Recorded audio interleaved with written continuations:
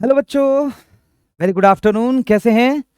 I hope सभी लोग बहुत अच्छे होंगे। पीडब्ल्यू के इस सफ़र में ठंड बहुत पड़ रही है और ऐसे में हमारे बोर्ड एग्जामिनेशन का काउंटडाउन भी चालू हो चुका है। घबराने की बात नहीं है, क्योंकि हम कहते हैं ना हमेशा अपनी क्लासेस में कि don't fear when PW is here. तो जब पीडब्ल्यू यहाँ है और पीडब्ल्यू के साथ हमारी क्लासेस यहाँ पर हैं, तो काउंटडाउन को हम तो यूं चुटकियों में खत्म करेंगे। और खत्म करने के ही सीरीज में एक चैप्टर आप लोगों के साथ लेकर आया हूं, नाम है पॉलिटिकल पार्टीज। अब आप कहोगे सर पॉलिटिकल पार्टीज, इसमें तो बहुत सारी पार्टी का नाम याद करना पड़ेगा, बहुत सारी चीजें हैं, टर्म्स हैं, फाउंडेशन है, कैसे याद होगा? परेशान होने की जरूरत नहीं है। मैं कहूंगा कि एक ऐसा चैप्टर है जो आपकी आंखों के सामने है। हिंदुस्तान में बच्चा जो है ऑफिसर्स को जाने ना जाने, है ना, मिनिस्टर्स को जाने ना जाने, पार्टी जरूर जानता है। अब फिर वो पॉलिटिकल है, इसको थोड़ा सा जोड़ना है। कैसे जोड़ना है, क्या ध्यान देना है, वो मैं बताऊंगा। मेरी कोशिश होगी कि आज के लेक्चर्स के ग्लिम्स में आपको मैं बड़े आसान शब्दों में समझा सकूं कि पॉलिटिकल पार्टीज क्या है और हमारे बोर्ड के सिनेरियो में ये हम कहां तक समझ सकते हैं। जैसा मैंने आप लोगों को कहा कि ये एक ऐसा चैप्टर है जो बड़ा ही प्रैक्टिकल है, फिजिबल है, हर एक व्यक्ति के जीवन में यूज टू है व्यक्ति। हम बात करते हैं हमारा देश जो गांवों में बसता है, मोर देन 60% लोग, है ना। अगर उस व्यक्ति को कुछ भी नहीं मालूम होगा तो भी उसको एक चीज जरूर मालूम होगा बच्चों, निशान, है ना। पार्टी का नाम नहीं मालूम हो, सिंबल तो जरूर मालूम होगा।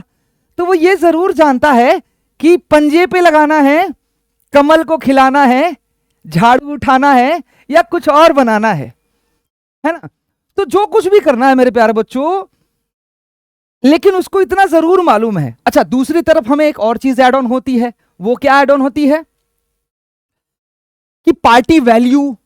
आप ये भी देखते होगे चाय के टपरी पे और सड़क की दुकान, मंदिर, अलग अलग जगहों पे लोग जुटते हैं और लोगों में एक ग्रुप बनता है, एक जुनून बनता है, अपने आप को रिप्रेजेंट भी करते हैं। उसको क्या कहते हैं?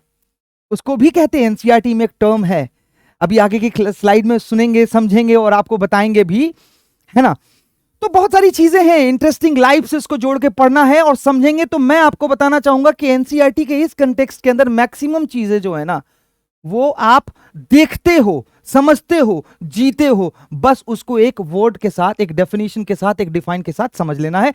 तो बिना देरी किए, कहोगे सर लेक्चर बहुत ज्यादा दे रहे हैं, समझा नहीं रहे, तो अब हम समझाने की तरफ आगे बढ़ते हैं। और yes, political party, CBSE class 10th का ये चैप्टर हमारे पास। आगे चलते हैं हम। सबसे पहले हम ये समझने की कोशिश करेंगे कि आज के सेशन में हमें पढ़ना क्या है ना बच्चों। तो देखो, आज के सेशन का हाईलाइट क्या है हमारा। पहला, हम डिफाइन करेंगे कि पॉलिटिकल पार्टीज क्या है ना। सबसे पहले चीज हम क्या डिसाइड करेंगे बच्चों कि पॉलिटिकल पार्टीज क्या हैं। भाई जाहिर सी बात है, बिना डेफिनेशन को तो कुछ होता नहीं है सर। इसके बाद उसके कंपोनेंट्स क्या हैं, है ना। इसके बाद हमको इसकी जरूरत क्या है, अपने आप में बड़ा चीज है। इसके बाद हम देखेंगे कि पार्टीज और उसके फंक्शन क्या हैं। भाई कोई भी व्यक्ति पहले पता करता है कि वो क्या है, फिर वो बना कैसे, है ना, फिर उसकी जरूरत क्या है। चलो, उसकी जरूरत है तो वो करता क्या है ना, यानी उसकी यूज क्या है। कुछ भी ले लो आपके जिंदगी में, कुछ भी कहोगे सर मैंने ये चश्मा पहन रखा है तो ये क्या है। भाई मेरी आंखों से कम दिखता है, मुझे दूर दृष्टि नजदीक दृष्टि में परेशानी है, डॉक्टर ने कहा, मैंने ले लिया, है ना। इसके कंपोनेंट्स क्या है, तो ग्लास है, ये स्टिक है, वगैरह वगैरह। तो ये साइंस के टीचर ज्यादा आपको बताएंगे कि उत्तल लेंस है, अवतल लेंस है, जो आपने साइंस की क्लासेस में पढ़ी होगी। तो अब इसके यूज क्या है ना। तो भाई मेरी आंखों में प्रॉब्लम नहीं आती, है ना। इसके कितने टाइप होते हैं, तो रेक्टेंगुलर भी आता है ऐसे। तो उसी तरीके से हमें यहां समझना है कि पॉलिटिकल पार्टी क्या है, फिर उसके कंपोनेंट क्या है, फिर हमें समझना है कि उसकी जरूरत क्या है और फिर उसके काम क्या है ना। और कुछ टाइप ऑफ पॉलिटिकल पार्टीज कैसे पता लग जाता है कि ये नेशनल पार्टी है, कैसे पता लग जाता है कि ये स्टेट पार्टी है, कैसे होता है पार्टी बड़ी होती है, छोटी होती, वगैरह वगैरह। कुछ चीजें हम समझेंगे और एक केस स्टडी भी करेंगे बच्चों आपके साथ लास्ट में, है ना। एक स्टोरी भी डिस्कस करेंगे, है ना। तो बड़ा मजा आने वाला है आज के सेशन में। फटाफट के अंदाज में आगे चलते हैं। सबसे पहले हम समझते हैं कि पॉलिटिकल पार्टी क्या होती है ना। सबसे पहले पॉलिटिकल पार्टी क्या होती है। देखो बेटा, जिंदगी में कुछ हुआ ना हुआ हो, आप सभी अपने क्लास के अंदर भी एक ग्रुप बनाते हैं, ठीक है, हर एक इंसान अपनी विचारधारा के जैसे, अपने थॉट प्रोसेस के जैसे लोगों को, जो भी उनके साथ मिंगल करते हैं, एक मैचअप करते हैं, उनके जैसी एक विचारधारा वाले लोगों का ग्रुप बनाता है, तो वो हो गया पार्टी। वो वाली पार्टी नहीं कि गए और सर नया साल आ रहा है, एग्जाम खत्म होगा वाला पार्टी। खैर उस पार्टी में भी ग्रुप जुटाते हैं, एक साथ मिलते हैं, लेकिन यहां वाला पार्टी जो है थोड़ा डिफरेंट है। इसमें एक वर्ड जुड़ा है पॉलिटिकल पार्टी, है ना। तो हमको यह समझना है कि पॉलिटिकल पार्टी क्या है सबसे पहले, है ना। सबसे पहले हमें यह समझना है बच्चों, क्या समझना है, पॉलिटिकल पार्टी क्या है। तो देखो सबसे बड़ी चीज जो हमको पॉलिटिकल पार्टी के लिए समझनी होगी वो क्या समझनी होगी, एक चीज समझना है कि द ग्रुप ऑफ पीपल, है ना, क्या समझना है, द ग्रुप ऑफ पीपल। अभी मैंने कहा आप लोगों को कि एक साथ लोग आएंगे, तो the group of people combine together, है ना, या कम टुगेदर, दोनों चीज लिख सकते हो, कंबाइन टुगेदर या कम टुगेदर, है ना, टू कंटेस्ट, क्या करने के लिए भैया, तो टू कंटेस्ट द इलेक्शन। ये बड़ी बात कह दी सर आपने, contest the election and run the government.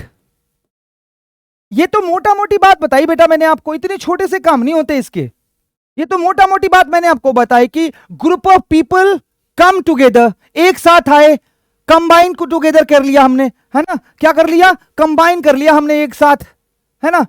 तो कह रहे हैं कि group of people come together to contest election and run the government. चुनाव लड़ेंगे और एक साथ रहकर सरकार बनाएंगे।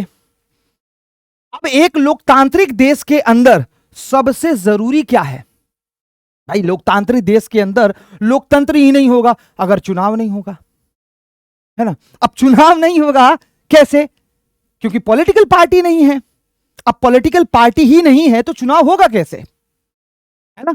तो पॉलिटिकल पार्टी आपने क्लास 9th में पढ़ा है, याद करिएगा, नीड ऑफ पॉलिटिकल पार्टी में वहां सिंबल के बारे में पढ़ा, कंटेस्ट इलेक्शन जरूरी है, इलेक्शन कमीशन के बारे में पढ़ा, रिकॉल कर देते हैं, याद होना चाहिए। एक स्टैचुरी, एक इंडिपेंडेंट बॉडी कॉन्स्टिट्यूशन के तरफ से, है ना, जो एकदम बिल्कुल निष्पक्ष रूप से चुनाव कराती है, फ्री एंड फेयर इलेक्शन। सो ये सब 9th में आपने पढ़ा था। तो भाई चुनाव तो होगा ही नहीं अगर पॉलिटिकल पार्टी नहीं हुई तो क्या सर सिर्फ और सिर्फ चुनाव लड़ने के लिए आए हैं, ऐसा नहीं है। चुनाव लड़ेंगे तो क्या करेंगे, उनके जो मुद्दे होंगे वो क्या करते हैं, ये करते हैं, दे यूज टू शेप,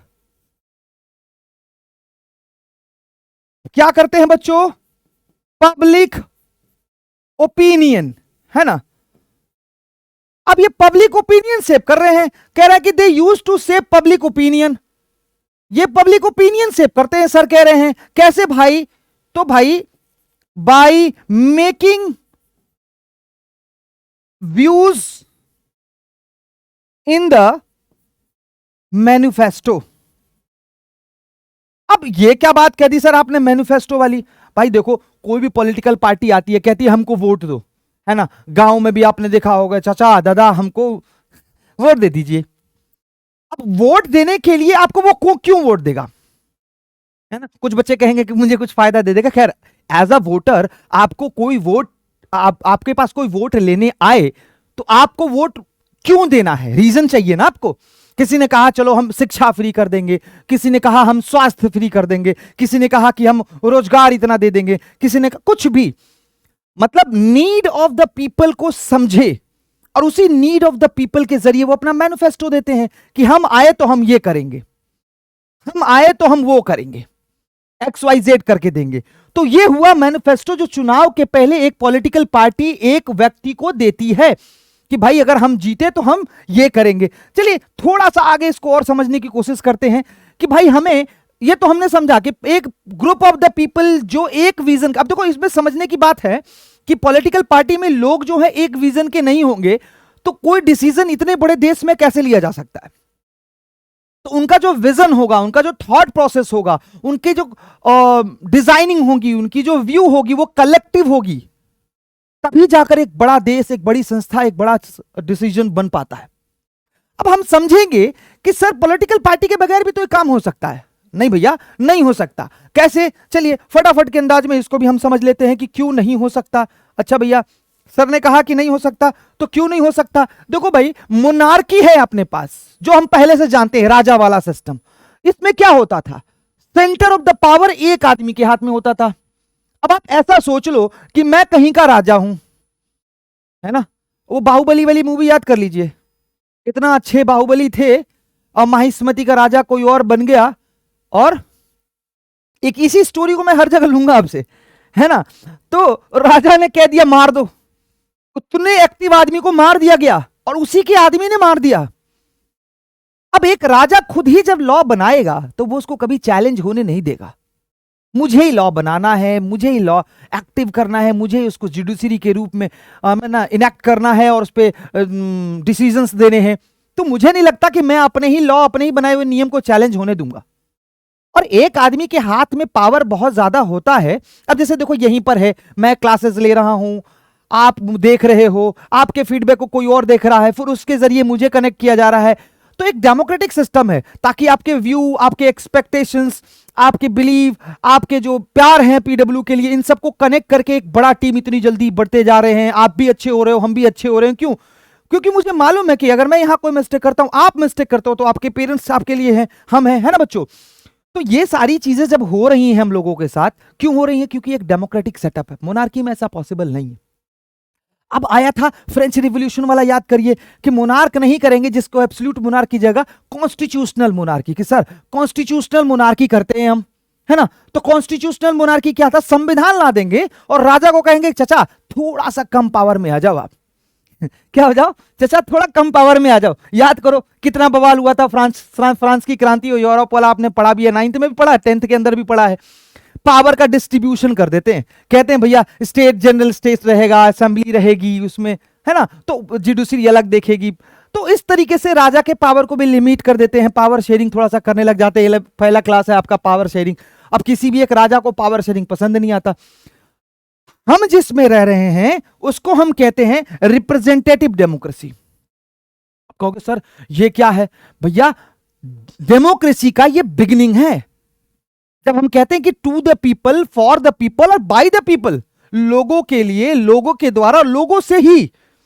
और इस 21वीं सदी में तब रिप्रेजेंटेटिव डेमोक्रेसी। कहोगे सर ये क्या नया चीज है? तो भैया एक बात बताओ बच्चों, आप में से कितने लोग जानते होंगे कि हम सीधे गए और हमने कहा नरेंद्र मोदी जी आप हमारे प्रधानमंत्री रहेंगे, हम आज वोट दे देते हैं?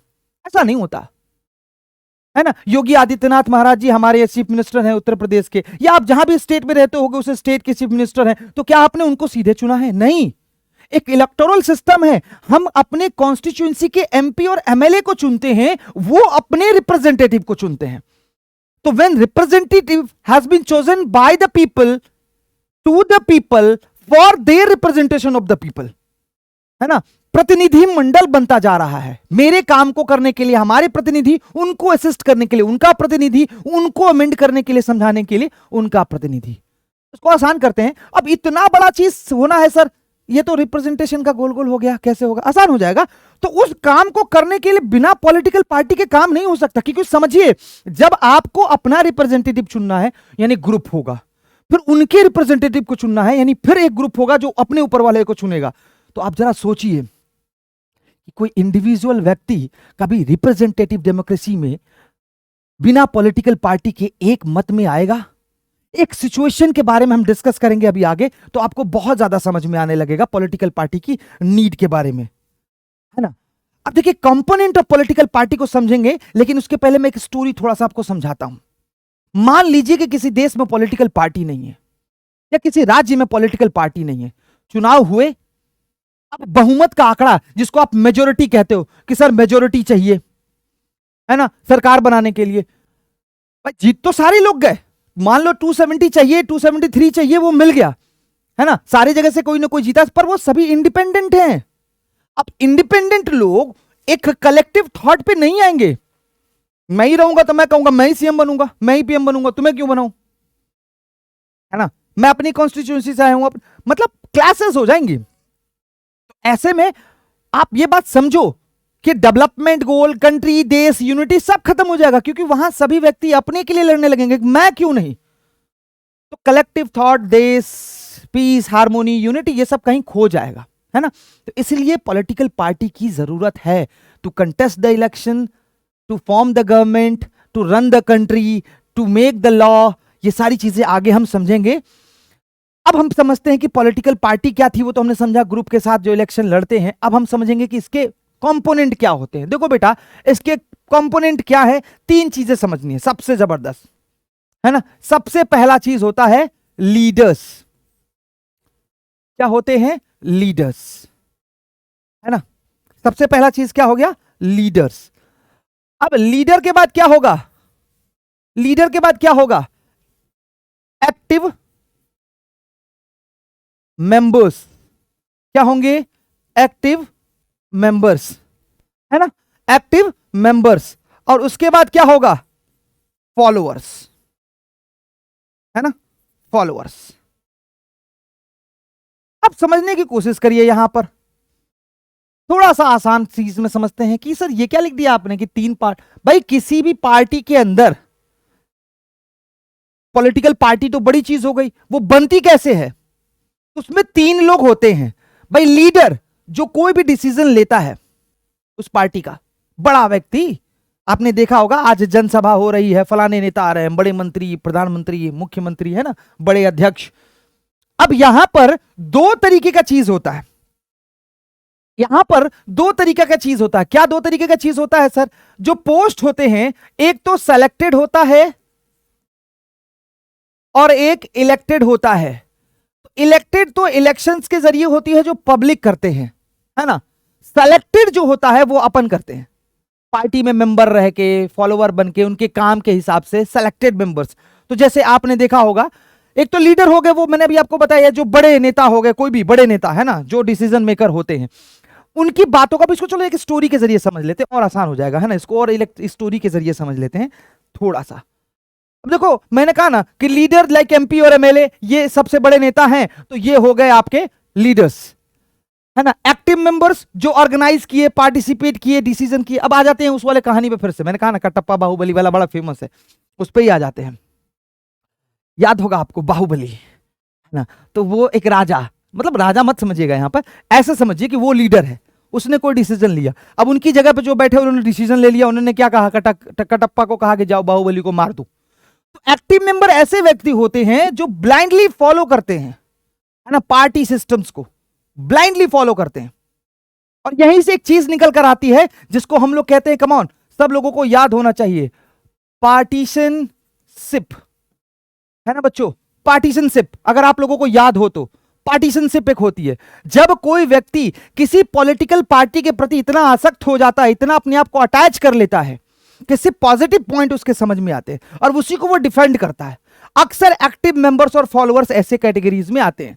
फॉलोअर्स वो सारे कॉमन पीपल जो उसके मेंबरशिप कार्ड लेकर घूम रहे हैं, है ना। तो फिर से समझते हैं, एक व्यक्ति ने कहा कि घर घर जाओ और सबको बताओ कि अगर हमारी सरकार आई तो 1 लाख रुपए हम सबके अकाउंट में डालेंगे, या फिर सबको जो है सरकारी नौकरी दे देंगे, या सबको जो है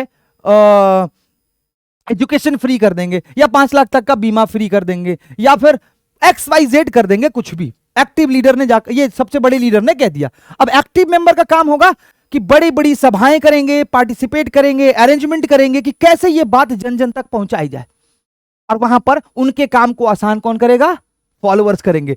तो ये बात आप लोगों को आई होप समझ में आ गई होगी, है ना। अब यहां पर हम लोग आगे चलते हैं। ये जो बात मैंने बताई आप लोगों को, पार्टीशनशिप, वो इन दोनों के ही कॉम्बिनेशन से बनती है। पार्टीशनशिप जो मैंने आप लोगों को बताई, है ना, पार्टीशनशिप ये इन्हीं लोगों के कॉम्बिनेशन से बनती है। पार्टीशनशिप यानी एक व्यक्ति, है ना, एक व्यक्ति किसी पार्टी के प्रति इतना ज्यादा कनेक्टेड हो जाएगा कि वो उसकी अच्छाइयों के बारे में ही सिर्फ सोचेगा, बुराइयां नहीं दिखेगी उसको, है ना। Positive point. आगे चलते हैं, चलिए।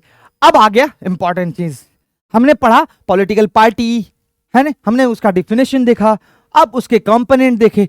अब समझना है कि उसके फंक्शंस क्या हैं। भाई पार्टी क्या क्या करती है? तो parties run the end contest the elections. ये समझिए क्या कह रहा है कि पार्टी कंटेस्ट द इलेक्शंस। कोई भी पॉलिटिकल पार्टी होगी वो चुनाव लड़ेगी, चुनाव लड़ेगी, है ना। उसका उसका जो है मौलिक अधिकार है, उसका काम, और उसी के लिए वो बनी है। सबसे पहला काम है उसका चुनाव लड़ना। भाई चुनाव लड़ेंगी तो क्या करेंगी? वो फॉरवर्ड करेंगी डिफरेंट पॉलिसीज को। भाई महंगाई बढ़ गई है, बेरोजगारी बढ़ गई है, अपोजिशन में है तो, गवर्नमेंट में है तो वो अपनी अच्छाइयों को बताएंगे और उसके रिलेटेड प्रोग्राम्स करेंगे और सिटीजन्स को उसके बारे में अवेयर करेंगे। क्या करेंगे भाई? कहेंगे कि देखो भाई अपोजिशन में है। अब कहोगे सर ये अपोजिशन क्या होता है, ये क्या होता है? समझ लेते हैं आसानी से। देखो कभी भी कोई इलेक्शन तो हुआ होगा, 1950 में भी देश आजाद होने के बाद, कॉन्स्टिट्यूशन लगने के बाद, तो जो पार्टी सरकार में आ गई मेजोरिटी पाके, 9th में भी आपने पढ़ा था, जो भी पार्टी लेट से कि एक्स, माना हमने कह दिया कि टोटल जो है 270 सीट्स है ना, 150 जिसके पास आ जाएगा वो गवर्नमेंट बना लेगा। अब 150 गवर्नमेंट बन गई, गवर्नमेंट तो बन गई, अब जिनका गवर्नमेंट नहीं बना वो क्या होंगे? तो वही हो जाते हैं अपोजिशन में, है ना। Take risk play game, no risk no game. ये पॉलिटिकल पार्टी सिस्टम है, इसमें सरकार नहीं भी बनती है तो विपक्ष का बहुत बड़ा रोल होता है हेल्दी डेमोक्रेसी के लिए। तो क्या बोले, अब मेजोरिटी का आंकड़ा आपका आ गया, है ना। अब मेजोरिटी का आंकड़ा जब आपका आ गया तो आप सरकार बना लिए, आपका नहीं बन पाया तो अपोजिशन में रहे, तो अपोजिशन वाले क्या करेंगे? विरोध करना उनका काम है। तो वो बताएंगे कि भाई देखो क्या हो गया है, महंगाई बढ़ गई है ना, बेरोजगारी बढ़ गई है, गवर्नमेंट यहां फेल है, गवर्नमेंट वहां फेल है।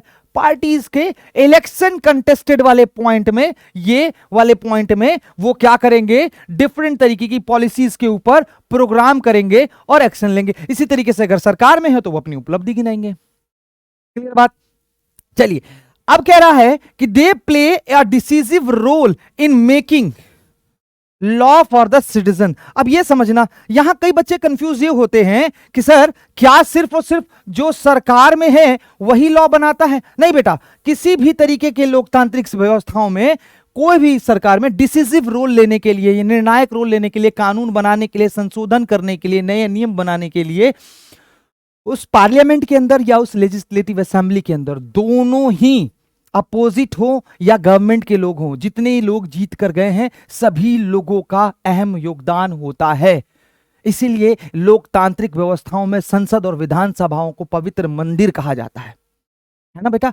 तो इसीलिए डिसिसिव रोल लेने के लिए, लॉ मेकिंग के लिए, सिटीजन्स के लिए पूरी तरीके से दोनों लोगों का हेल्दी डिस्कशन होना जरूरी है। इसके अलावा party form and run the government, है ना। भाई जाहिर सी बात है, लोकतांत्रिक व्यवस्था में चुनाव हुआ, हमको मेजोरिटी मिलेगी तो हम सरकार बनाएंगे और सरकार चलाएंगे। अब हमारी सरकार नहीं बनी तब क्या? भाई नहीं बनी तो लूजिंग पार्टी, अभी मैंने बताया ना, play the role of opposition to the party in power. क्या करेगी? जो सरकार में नहीं है यानी उसको मेजोरिटी नहीं मिला, है ना, तो ऐसे में वो पार्टी क्या करेगी? अपोजिशन लीडर का काम करेगी। अपोजिशन यानी उसका काम होगा कि सरकार को बिल्कुल गलत ना होने देने। जैसे क्लास के अंदर टीचर कहते हैं ना, मॉनिटर रहो, ये कॉपी नहीं लाएगा मुझे बताना, है ना। क्लास में होता है ना, कोई चिट चिट कर रहा है, कुछ ऐसा कर रहा है, मैं पीछे घुमाऊं तो कुछ कह रहा है, मुझे बताना।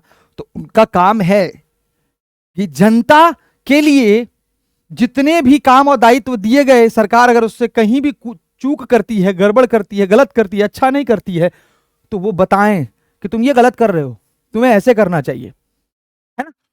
Parties shape public opinion means fulfil the genuine demand. अब देखो ये मैंने क्या लिखा है, अब कहोगे कि sir parties fulfil the genuine, ये क्या है? देखो बेटा, एक बात कही जाती है, आवश्यकताएं पूरी की जा सकती हैं, जरूरत पूरी की जा सकती है, मांग नहीं हो सकती, है ना, सेटिस्फाई नहीं किया जा सकता। तो जेन्युइन डिमांड जो आपकी है उनको पूरा करना है, जो जेन्युइन नीड्स हैं उनको पूरा करना है। डिमांड तो आदमी की कुछ भी हो सकती है ना। किसी की डिमांड हो जाएगी कि मुझे दुनिया का सबसे बड़ा अमीर आदमी बनना, मेरे पास सुपर पावर आ जाएगा तो फिर उड़ने लग जाऊं, ये हो जाए। तो डिमांड जो है वो जेन्युइन। अब कोई किसी का डिमांड हो जाए कि सुनो मैं वोट दूंगा फलाने को, मार दो, वो नहीं पूरा करने वाली। यानी ये जो कह रहा है कि save the public opinion, public क्या चाहती है, पब्लिक क्या चाहती है, इस बात का एक कलेक्टिव बिलोंगिंग वाला फीलिंग निकालना है। सबका सुना, मेरी नौकरी चली गई, मेरे को पढ़ाई में प्रॉब्लम हो गया, पुलिस ने ऐसा नहीं किया, अब मेरी बात नहीं सुनी गई, मैं गया तो राशन नहीं मिला, या फिर ये हुआ, फिर स्कूल में प्रॉब्लम आ रही है, ड्रेसेस का प्रॉब्लम आ रहा है, रोड खराब है। तो वहां से वो एक सेव कर लिए कि लॉ के अमेंडमेंट में या लॉ के जो धरातल पे उसके एक्टिवेशन है उसमें परेशानी आ रही है, और क्या कहते हैं उसको, एग्जीक्यूशन में प्रॉब्लम आ रही है ना, लोगों को फैसिलिटीज नहीं मिल पा रहा है। वहां से उन्होंने एक ओपिनियन बना लिया। अब वो जब हाउस में जाएंगे या इलेक्शन लड़ेंगे, दोनों तरफ में इस मांग को रखेंगे, है ना, कि हमारे यहां के लोगों को ये परेशानियां झेलना पड़ रहा है। क्योंकि देखो इतना बड़ा देश है, अब एक व्यक्ति अपने पूरे एक कॉन्स्टिट्यूएंसी का फीलिंग लाएगा तो बेहतर डिस्कशन हो सकता है और उस पर कुछ वाइटल डिसीजंस लिए जा सकते हैं। आगे चलते हैं।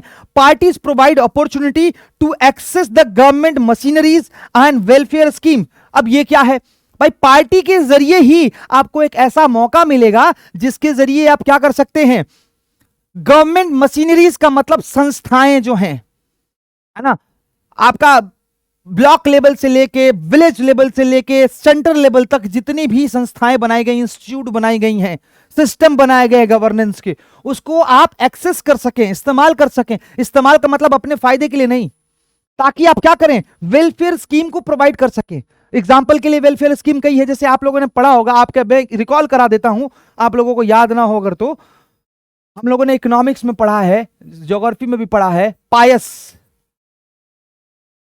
याद आया आप लोगों को अगर? तो पायस, है ना, पर्सनल एक्सीडेंटल इंश्योरेंस स्कीम, किसी किसान की असामयिक मृत्यु होने पर सरकार द्वारा दी जाने वाली मदद, ये क्या है? वेलफेयर स्कीम है। प्रधानमंत्री जनधन योजना के तहत खाते खुलवाए गए और उसमें यह पैसा भेजा गया। इसके अलावा प्रधानमंत्री कौशल विकास योजना किया गया ताकि लोगों को स्किल्ड किया जाए। उसके बाद उत्तर प्रदेश में या फिर बाकी अलग अलग राज्यों में गवर्नमेंट ऑफ स्टेट जो है, गवर्नमेंट ऑफ इंडिया जो है, दोनों मिलकर स्किल डेवलपमेंट, गरीबी को दूर करने, पीडीएस के जरिए राशन देने, ये जितने भी स्कीम है क्या है? ये वेलफेयर स्कीम है, मतलब भलाई करना। तो आप मैकेनिज्म का अच्छा इस्तेमाल करके क्या कर सको, वेलफेयर स्कीम कर सको। ऐसा मत सोच लीजिएगा कि कोई भी सरकार आए और उसका इस्तेमाल करे कि चलो भैया ऑफिसर आओ मेरे घर पे मेरा काम कर दो, है ना, वेलफेयर स्कीम्स के लिए। फिर दे शेप रिप्रेजेंटेटिव डेमोक्रेटिक सिस्टम। इस तरीके से क्या हो रहा है, एक रिप्रेजेंटेटिव सिस्टम बन रहा है। कैसे भाई? हम अपनी बात सीधे तो जाकर प्रधानमंत्री से नहीं कह सकते ना। हमने क्या किया, अपने फॉलोवर्स जो उस पार्टी के हैं जिनको मैं सपोर्ट करता हूं, उनको मैंने बताया। वहां से वो एक ग्रुप बना कि इतने सारे लोग जो हैं बोल रहे हैं, एक टीचर के तौर पे मैंने कहा कि एजुकेशन फ्री हो जाए, थोड़ा और कम हो जाए, गवर्नमेंट स्कूल की स्थिति और सुधर जाए, जो पीडब्ल्यू हमेशा चाहता है, रिवोल्यूशन लेकर आ रहे हैं, कम पैसे पे दे रहे हैं, थोड़ा और एजुकेशन सही हो जाए। तो अब इस डिमांड को मैंने रखा। अकेला मैं जाकर बोलता तो पता नहीं कोई सुनता कि नहीं सुनता, पर इसका जब कलेक्टिव थॉट आया तो उन्होंने अपने रिप्रेजेंटेटिव यानी एक्टिव लीडर्स, एक्टिव मेंबर्स को कहा। अब एक्टिव मेंबर ने क्या किया, उसको बड़े लीडरों को बताया। अब बड़े लीडरों ने उसको एक मैनिफेस्टो बनाया कि हमारी सरकार आएगी तो हम एजुकेशन फ्री कर देंगे। तो देखो मेरी बात कैसे एक चैनल से लेकर दूसरे चैनल तक पहुंच गई, है ना। तो ये कैसे पॉसिबल हो पाया? रिप्रेजेंटेटिव डेमोक्रेसी के जरिए समझ में आता है। ठीक है बात। अब यहां हम लोग थोड़ा रिकॉल करते हैं, फिर इसको देखेंगे। हमने पढ़ा, क्या पढ़ा? हमने पढ़ा कि पॉलिटिकल पार्टी क्या है, हमने पढ़ा कि ग्रुप के अंदर अगर लोग हैं, है ना, और एक जैसी विचारधारा है, जैसे हम सभी एक विचारधारा से आए, 10, 15, 20, 25, 50 शुरुआत में तो इतनी संख्या होती है, और इलेक्शन लड़ना है भाई, इलेक्शन लड़ना है, चुनाव लड़ना है ताकि हम सरकार बनाए। भाई चुनाव तो कोई इसलिए नहीं लड़ता ना कि वो जाकर अपोजिशन का काम करेगा, हर कोई चुनाव इसलिए लड़ता है कि हम सरकार बनाएंगे।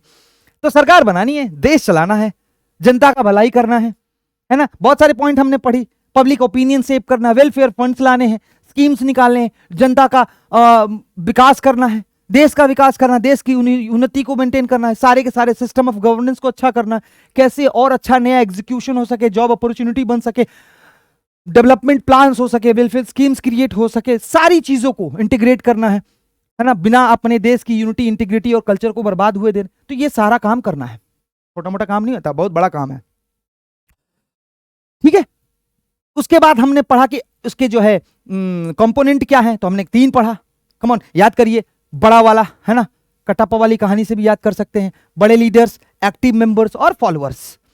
फिर हमने पढ़ा इसकी जरूरत क्या थी, वो भी हमने बताया आपको, अभी फिर से रिकॉल कर ही दिया था। अब हम बता रहे हैं एक सिचुएशन देखते हैं, पॉलिटिकल पार्टी नहीं होगी तो क्या होगा। देखो कोई भी पॉलिटिकल पार्टी नहीं होगी तो कोई भी यूनिफॉर्म डिसीजन नहीं होगा। कैसे नहीं होगा? अब जैसे मान लो हमने कह दिया, कोई भी एक एग्जांपल ले लीजिए, कोई भी एग्जांपल XYZ ले लीजिए, है ना, कि एनसीईआरटी नहीं होना चाहिए। अब मैंने कह दिया एनसीईआरटी नहीं होना चाहिए, या एनसीईआरटी में फलाना चैप्टर नहीं होना चाहिए, ठीक है, या फिर चीनी के दाम फ्री हो जाना चाहिए। अब मैं कह रहा हूं पॉलिटिकल पार्टी नहीं होगी तो उस हाउस में बैठे हुए 150 लोग मेरी बात मानेंगे? अच्छा तुम बहुत ज्यादा इंटेलिजेंट हो, तुम्हारी बात माने। हम कह रहे हैं 2 गुना हो जाना चाहिए, कोई कहेगा 4 गुना हो चाहिए, कोई कहेगा बकवास है, छोड़ो इस पे बात ही नहीं करना चाहिए। किसी भी डिसीजन पे कोई नहीं आ पाएगा। इंडिपेंडेंट कैंडिडेट होंगे क्योंकि पॉलिटिकल पार्टी नहीं होगी, आपने सुना होगा, है ना। इंडिपेंडेंट कैंडिडेट, किसी भी लोकेलिटी में जब कोई पार्टी नहीं खड़ोती है तो किसी भी छाप से कोई भी एक इंडिपेंडेंट कैंडिडेट खड़ा हो जाता है। किसी की कोई अकाउंटेबिलिटी नहीं होगी। फिर ये बात बहुत मुद्दे वाली है, समझिएगा। अकाउंटेबल नहीं होगा। क्यों नहीं होगा? क्योंकि भाई वो रिस्पॉन्सिव ही नहीं है ना किसी चीज के प्रति। देश की यूनिटी क्या है, इंटीग्रिटी क्या है, किस पार्टी में, उसको सिंपल सी बात है, चुनाव लड़ा, जीत गया, वो अपनी कॉन्स्टिट्यूंसी कुएं के मेंढक की तरह एक जगह बैठा रहेगा। उसको सिर्फ अपनी कॉन्स्टिट्यूंसी से मतलब है। कौन सी बात उसको स्टेट से कनेक्ट कर रही है, कौन सी बात उसकी उसकी कौन सी मुद्दे जो है वो देश की डेवलपमेंट से कनेक्ट कर रही है, इंटीग्रेट कर रही है, कौन सा वैल्यू ऑफ एडिशन उसको उसके इलाके से अच्छा उठा सकता है या उसके इलाके की प्रॉब्लम को सॉल्व कर सकता है, उसको उससे कोई मतलब ही नहीं है ना। वो मैंने बोला ना कि limited to the constituency only, no one to take care the country. ये बात भी मैंने बोला। क्यों? कोई नहीं लेगा ना, कोई नहीं लेगा। सिंपल सा उठा लेगा भाई, जैसे मैं आता हूं, है ना, घोसी लोकसभा सीट से। अब यहां कोई इंडिपेंडेंट ही कैंडिडेट सिर्फ रहेगा, जीतेगा तो उसको सिर्फ घोसी लोकसभा से मतलब रहेगी, है ना। उसको क्या मतलब है कि आपका प्रदेश में क्या हो रहा है, राज्य में क्या होगा, वो अकाउंटेबिलिटी ही नहीं लेगा ना। ठीक है। मोर कॉन्फ्लिक्ट, बड़े आसान सी बात है भाई, लड़ाइयां तो होंगी ही। मैं कुछ कहूंगा, अगला कुछ कहेगा, अगला कुछ कहेगा। अगर पॉलिटिकल पार्टी नहीं हुआ तो ये सारी परेशानी होंगी। अब इसके विपरीत देखते हैं, डिसीजन एज अ होल देखने को मिलता है। पार्टी में बड़े लीडर ने कोई बात कह दिया, डिसिप्लिन के तौर पर, क्योंकि पार्टी में है, आप उस डिसीजन को मानते हैं। दूसरा, जो आपका वहां इंडिपेंडेंट था, यहां रिप्रेजेंटेटिव रहेगा। बात किसी ने पहुंचाई, उस पर अमल किसी ने किया, डिसीजन किसी ने लिया और सबको एक्सेप्ट हो गया, है ना। अब चूंकि ग्रुप है, एक पॉलिटिकल पार्टी एक आइडियोलॉजी के साथ है ना, तो आइडियोलॉजी के साथ है। अभी आगे पढ़ना है कि पॉलिटिकल पार्टी में याद क्या करना है। तो पॉलिटिकल पार्टी में बच्चों हमें समझना है ये बात, है ना, कि किसकी आइडियोलॉजी क्या है, क्यों वो बना, ऐसे थोड़ी बन गया। तो एक अकाउंटेबल गवर्नमेंट बन जाती है, इससे जिम्मेदार किसी भी चीज के लिए, में वर्क बियॉन्ड द कॉन्स्टिट्यूएंसी। अब वो अपनी कॉन्स्टिट्यूएंसी से बाहर भी काम करेंगे। ऐसा थोड़ी है कि अगर वो मान लिया कोई 4 कॉन्स्टिट्यूएंसी, उसमें से 3 में जीते हैं, एक जगह नहीं जीते हैं, तो पूरे जिले में उस कॉन्स्टिट्यूएंसी में काम नहीं करेंगे। ऐसा नहीं होता। अगर मेजोरिटी में आ गए हैं लेकिन पूरे स्टेट में तो सारे सीट पे नहीं जीत सकते, इसका मतलब ये नहीं कि सरकार बन गई तो जहां वो नहीं जीते हैं वहां पर वो सरकार के रूप में काम नहीं करेंगे। ऐसा नहीं होता। पर इंडिपेंडेंट कैंडिडेट में ये प्रॉब्लम आएगा, है ना। सर्टेन पार्टी में take care of the country, इस तरीके से वो क्या होगा, निश्चित तौर पे देश की जिम्मेदारी लेंगे, राज्य की जिम्मेदारी लेंगे। तो और कॉन्फ्लिक्ट कम होंगे, ये हम नहीं कह सकते कि कॉन्फ्लिक्ट नहीं होंगे। सही बात, यहां से सबको समझ में आ जाना चाहिए, आई होप। अब आगे चलते हैं बच्चों। देखिए, how many party should we have. अब देखो ये बड़ा समझने वाली बात है। पार्टी ऐसी चीज है बेटा जो एक दिन में नहीं बनती। सोशल कॉज, है ना, पॉलिटिकल कॉज, इकोनॉमिकल कॉज, कई ऐसे कॉज होते हैं जिसके आधार पर पॉलिटिकल पार्टीज बनती हैं। अब कोई कहे कि कहां पर कितनी पार्टियां होनी चाहिए, तो देखो डेमोक्रेसी के अंदर ग्रुप ऑफ सिटीजन जो है वो फ्री हैं पॉलिटिकल पार्टी बनाने के लिए। अब वो बनता कैसे है, लॉन्ग पीरियड ऑफ टाइम इसमें लगता है। किसके आधार पर, सोशियो इकोनॉमिक कल्चरल व्यूज के आधार पर। एक दिन में थोड़ी पॉलिटिकल पार्टी बन जाएगी कोई भी, ऐसा नहीं होता, है ना। आप पता करोगे अभी पॉलिटिकल पार्टीज के जब एक एक अगले लेक्चर्स लेंगे, फिर हम लेंगे, आप एनसीईआरटी में भी पढ़ोगे, देखोगे तो पता लगेगा कि पार्टी 1980 में, 1970 में, 1960 में फाउंड की गई और अभी तक नेशनल पार्टी नहीं बन पाई। तो ऐसा नहीं होता, है ना। तो किसी भी देश का सोशियो कल्चरल, रीजनल और जियोग्राफिकल डिवीजन जो है, बहुत सारी चीजें जो है पार्टियों पर डिसाइड करती हैं। इसीलिए हम अभी एक क्वेश्चन पूछा था, मैं बता दूं, इंपॉर्टेंट क्वेश्चन है, पूछा भी था कि how many party should we have. या आइडियल इसमें पूछ देता है कि आइडियल किसी भी कंट्री के लिए पॉलिटिकल पार्टी का सिस्टम क्या होता है, तो आप यहां सीधा एक चीज कह सकते हो कि भाई देखो सीधा बात है, सर ने हमारे बताया है कि we can say that no system of party is ideal for a country. It depends upon the socio-economical view and regional and geographical division history of the politics on that particular country. अब कैसे, ये मैंने जो बोल दिया कि sir socio economic पे होता है, वो कैसे होता है, चलो आगे की स्लाइड में इसको हम अच्छे से आपको समझाते हैं कि क्यों ऐसा होता है कि one party system, two party system, multi party system. हमने क्यों कहा कि वहां के इतिहास, वहां के ज्योग्राफिकल कंडीशन है ना, सांस्कृतिक कल्चरल सिस्टम के ऊपर डिपेंड करता है, ऐसा क्यों है। चलिए इसको हम समझने की कोशिश करते हैं कैसे है। एग्जाम्पल समझिए, चाइना। अब आप कहोगे कि सर चाइना जो है, हाँ ठीक है, वहां मेजोरिटी लोग एक जैसे हैं सब, है ना, वैसे ऐसा नहीं है। देखो एक चीज समझिए, वहां मेजोरिटी कम्युनिटी जो है वो एक कम्युनिटी से है इसलिए बन जाए। देखो वहां बहुत सारी चीजें, वहां हिस्टोरिकल चीजें क्या है, 70 to 80% पॉपुलेशन जो है एक कम्युनिटी से बिलोंग करती है। शुरू से सीपीआई जो है, communist party of China, CPC उसको कहते हैं हम, CPC, communist party of China, है ना, वही एक अधिकार रखी है वहां पर पार्टी में चुनाव लड़ने के लिए। अगर नीचे कोई लड़ेगा भी तो वो उसके, है ना, बनाए हुए पार्टी है, उसी के लिए काम करती है, अलग से नहीं। तो एक ही पार्टी अब कहती है वो अपने आप को कि लोकतांत्रिक है। अब जरा याद करो, लोकतंत्र में मेरे पास ऑप्शन ही नहीं है, तुम्हारे पास यही ऑप्शन है। क्या ऑप्शन है? कम्युनिस्ट पार्टी ऑफ चाइना को वोट देना है या फिर उन्हीं को वोट देना है, या तो है ही नहीं, है ना बेटा। तो अब एक ही पार्टी है, तुम्हारे पास चॉइस ही नहीं है। वो करप्शन कर रही है, गड़बड़ कर रही है, अच्छा कर रही है, बुरा कर रही है, जैसे भी कर रही है, तुम्हें वही चुनना है ना। अब इसमें कुछ चीजें बन जाती हैं। क्या बन जाता है कि one party members run for the office, head of the government usually head of the party, सरकार का जो हेड होगा वो पार्टी का भी हेड हो जाएगा। पार्टी मेंबर ही न्यू पार्टी मेंबर को रिक्रूट करेंगे, कोई नया नहीं आएगा। पार्टी मेंबर को गवर्नमेंट जॉब में टॉप प्रायोरिटी दी जाती है और दिया भी जाता है, समझ गए। तो ये एक वन पार्टी सिस्टम का सिस्टम देखिए। अब आपको कहां से ये लोकतांत्रिक लग रहा है भाई? फेयर अपॉर्चुनिटी नहीं, इक्वलिटी की बात नहीं, ये कहां से लोकतांत्रिक है? पर चाइना वाले कहते हैं, है ना, खाता ना भाई, जो ये कहें वही सही। तो ऐसा थोड़ी होता है, ये जो कहेंगे वो हम मान जाएंगे, ऐसा नहीं होता, है ना। आगे चलते हैं, अगला आता है, देखिए एग्जांपल में है भी कि one party system is a type of system of the state in which one political party has the right to form the government, all other parties either out allowed and allowed to take only a limited participation in the election। Example China, है ना, मैंने आप लोगों को पिछली slide में बता ही दिया। नोट्स आपको अच्छे लगते ही हैं, नोट्स आपको मिलते ही हैं, तो पीडब्ल्यू के नोट्स में चीजें ऐसी होती हैं कि स्लाइड देखोगे तो वहीं से सीधे सीधे आपको सारे क्वेश्चन बन जाते हैं। अगला आ गया टू पार्टी सिस्टम, ये लोकतांत्रिक है। अब देखिए वहां भी हिस्टोरिकल क्या था, वहां पार्टी क्यों एक है? क्योंकि वहां पर संख्या ही मेजोरिटी है, शुरू से वैसे ही रहे हैं इसलिए। अब यहां देखिए इसके एग्जांपल दो कंट्री है, मैं एग्जांपल में आपको दूंगा सबसे ज्यादा यूके और यूएस के बारे में। अब देखो यूके और यूएस के बारे में अगर आप याद करोगे यूएसए के बारे में, तो वहां क्या है, दो तरीके का सिस्टम ही है। पावर शेयरिंग में भी अगर देख लेंगे तो सिस्टम भी देख लेंगे। तो अब यूएसए का एग्जांपल ले लीजिए, क्या है, स्टेट जो है इंडिपेंडेंट है। इवन आपको पता होना चाहिए कि वहां के स्टेट्स का फ्लैग भी अलग अलग है, सारे के सारे स्टेट्स का, है ना। देश की इंटीग्रिटी यूनिटी के कुछ मुद्दों को छोड़कर बाकी डिसीजंस, लॉ भी चेंज होते। अब वहां पर दो तरीके की ही गवर्नेंस है और दोनों को इक्वल पावर दिया गया है, इक्वल लेवल पे ट्रीट किया जाता है। तो ऐसे में उनका हिस्टोरिकल कंटेक्स्ट क्या है? ऐसा ही है ना, दो तरीके के वाला। तो टू पार्टी सिस्टम कहां चल सकता है? जहां पे पार्टी डोमिनेट करती है पॉलिटिकल लैंडस्केप को। At any point of time one party typically hold majority in the legislature and usually referred to as a majority or governing party, while the other is called the minority or opposition party। बड़ा देखो technical diffusion दे दिया है, पर इसको समझने की कोशिश करिए। क्या कह रहा है? दो ही पार्टी हैं आपके पास, है ना, दो पार्टी है। ये मेरा लेफ्ट राइट देख लो, लेफ्ट जाएगा राइट आएगा, राइट जाएगा लेफ्ट आएगा। ये गवर्नमेंट में है तो ये मेजोरिटी पार्टी क्योंकि चुनाव जीती है, तो ये क्या हो जाएगी, माइनॉरिटी और अपोजिशन पार्टी। क्लियर है? सीधे वाइस वर्सा।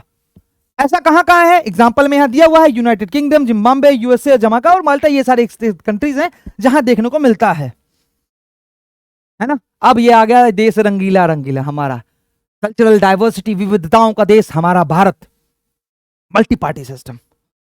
है ना। मल्टी पार्टी सिस्टम क्यों, अब ये भी है, मैं पहले बता दूं तब इसको हम पढ़ें। देखो बेटा, मल्टी पार्टी सिस्टम इसलिए क्योंकि हमारे देश के अंदर कल्चरल डाइवर्सिटी है, रीजनल वैरायटी है, कई तरीके के लैंग्वेजेस बोलने वाले, रिलीजन को मानने वाले, कल्चर को समझने वाले, ट्रेडिशंस को फॉलो करने वाले लोग हैं। ऐसे में उन सब की बात अलग अलग, नॉर्थ ईस्ट की लोगों की बात तकलीफें कुछ अलग होंगी, साउथ में रामेश्वरम के लोग कुछ और सोचते होंगे, नॉर्थ में हमारे लेह लद्दाख के लोगों की बातें और तकलीफें कुछ अलग होंगी। दिल्ली बैठा व्यक्ति उसको कैसे समझ सकता है ना। इसलिए मल्टी पार्टी सिस्टम आपको पता होना चाहिए। भारत में इलेक्शन कमीशन ऑफ इंडिया के साथ 750 से ज्यादा पार्टियां अभी इस समय रजिस्टर्ड है। तो क्या सब काम करती हैं, ऐसा नहीं, लेकिन है ना। तो क्या है, एक पार्टी सिस्टम पॉलिटिकल का, जिसमें political party across the spectrum run करती है और सबको अधिकार होता है नेशनल पार्टी बनने का या देश में कोलिजन के रूप में सरकार चलाने का। अब ये सर कोलिजन क्या है, बड़ी बात है, चलिए समझते हैं इसको। देखो क्या होता है कि चुनाव के पहले अगर पार्टीज को पता लग जाता है कि हम चुनाव नहीं जीत सकते, अकेले सरकार नहीं बना सकते, तब वो क्या करते हैं, एक ग्रुप बनाते हैं 2-4 पार्टियों का साथ में मिलकर, है ना। कि चलो भाई, जैसे एग्जांपल समझ लो, कहीं लड़ाई होने वाली है, हमें मालूम है अकेले मैं नहीं जीतूंगा, तो क्या करूंगा, अपने 4 दोस्तों को एक साथ जोड़ लूंगा। तो मैंने क्या किया, पहले ही जोड़ लिया लड़ाई के, यानी चुनाव के पहले। तो उसको हम क्या कहेंगे, अलायंस कहते हैं। अभी इस समय फेमस अलायंस 2 हैं, एक बीजेपी के जो लीडरशिप में है उसको एनडीए कहते हैं, और दूसरा जो चल रहा है बाकी सभी ग्रुप का INDIA, है ना। शॉर्ट में इसको इंडिया बोलते हैं, पर इसको इंडिया नहीं बोलेंगे, INDIA बोलेंगे। सॉरी, ये बोर्ड पे 1 मिनट, है ना, क्या बोलेंगे, INDIA। ये 2 अलायंस चल रहे हैं, है ना।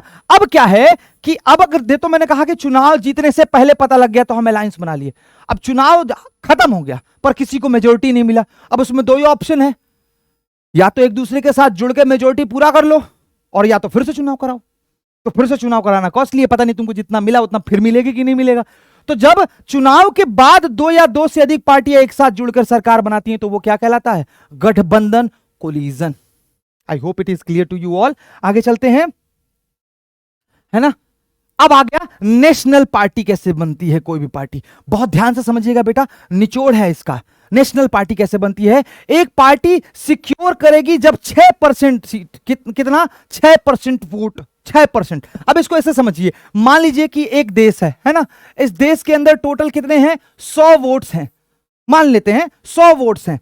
अब 100 वोट में 6 वोट मिल जाए, पहला कंडीशन 6 वोट्स मिल जाए, तभी ना 6% होगा। मैथ्स के स्टूडेंट हैं आप लोग, वैसे भी पार्टी क्या कर देगी, 6% वोट मिल जाए। और जैसे ही 6% वोट मिलेगी, कहां, लोकसभा इलेक्शन में, और या एंड नहीं है, याद रखिएगा, और या तो असेंबली इलेक्शन में, यानी स्टेट के इलेक्शन में, ठीक है। या मतलब या तो लोकसभा में 6% मिल जाए या स्टेट इलेक्शन में मिल जाए। लेकिन स्टेट में कितने, स्टेट में 4 में। फिर से समझिए, पूरे देश के अंदर समझ लीजिए क्या करना है आपको, या 100% का 6%, मतलब 6% आपको वोट मिलना चाहिए, या तो लोकसभा के चुनाव में या तो 4 राज्यों के अंदर। दूसरा कंडीशन क्या है, कम से कम 4 सीट लोकसभा में जीता होना चाहिए, है ना। और बाकी तो नेशनल यूनिटी में रहना ही है। फिर से समझिए, 6% वोट या तो लोकसभा या फिर विधानसभा के 4 राज्यों में, और 4 लोकसभा की सीटें एज एन MP आपके पास होनी चाहिए, तब आप क्या हो जाते हैं, qualified for the national party, है ना, कोई भी एक पार्टी।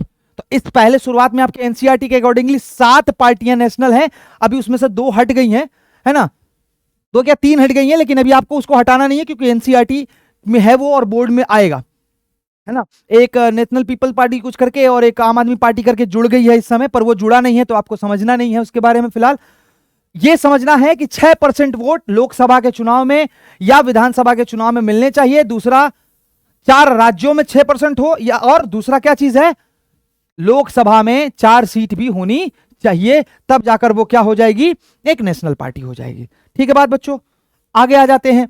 स्टेट पार्टी क्या होती है, कोई भी पार्टी सेम 6%, फिर से वही 100 में से 6 वोट मिल गया, 100 में से क्या मिल गया, 6 वोट मिल गया। कहां पे, इलेक्शन लेजिस्लेटिव, यहां पर सेंटर में मत पहुंच जाइएगा, है ना, क्योंकि यहां बात हो रही है स्टेट की। तो जैसे कोई भी पार्टी रजिस्टर्ड हुई इलेक्शन कमीशन के साथ, उसने क्या किया, 100 में से 6 वोट पा गए, 5 पाएंगे तो नहीं मिलेगा, 5 पाएंगे तो नहीं मिलेगा, 6 वोट पा गए। तो जैसे ही 6 वोट पाए तो असेंबली इलेक्शन में एक स्टेट के, और कम से कम कितने, 2 सीट जीत गए। कितने सीट जीत गए भैया, यानी इनके 2 विधायक आ गए। तब उस पार्टी को हम रीजनल पार्टी के नाम से, प्रादेशिक पार्टी के नाम से भी जानते हैं। 6% vote election of that state जीतना होगा और कम से कम 2 सीट जीत के आना होगा, तब आप उस देश के क्या होंगे। और यहां से क्वेश्चन बन जाता है कि ये जो होती हैं रीजनल पार्टी, वो आपके पावर शेयरिंग फेडरलिज्म को स्ट्रांग करती हैं, क्योंकि इनके पावर में आने से सेंट्रल पार्टी यानी नेशनल पार्टी के अंदर ये खौफ बनता है कि वो पावर शेयरिंग करें इनके साथ। इससे क्या होगा, रीजनल डाइवर्सिटी और कल्चर के वैल्यूज को भी उन पार्टी को शेयर करना पड़ता है। मोटा मोटी आज सभी लोगों को यह बात समझ में आ गई कि पॉलिटिकल पार्टीज क्या हैं, है ना। मैंने बताया एक तरीके के थॉट में आते हैं, ग्रुप में आते हैं, जुड़ते हैं, व्यूज रखते हैं, इलेक्शन लड़ते हैं। इसके अलावा हमने उसकी कंपोनेंट पढ़े, टाइप्स पढ़ी। इसके बाद पॉलिटिकल पार्टी नहीं होगी तो क्या होगा, ये कहानी की तरह स्टोरी भी हमने समझा। और फिर इसके जो है नेशनल पार्टी और स्टेट पार्टी का सिस्टम हमने समझा, इसमें कैसे फॉलोअर एक्टिव मेंबर बनते हैं वो सब समझा। तो ये सारी चीजें मोटा माटी हमारी जो है वो क्या हो गई, कंप्लीट हो गई है ना।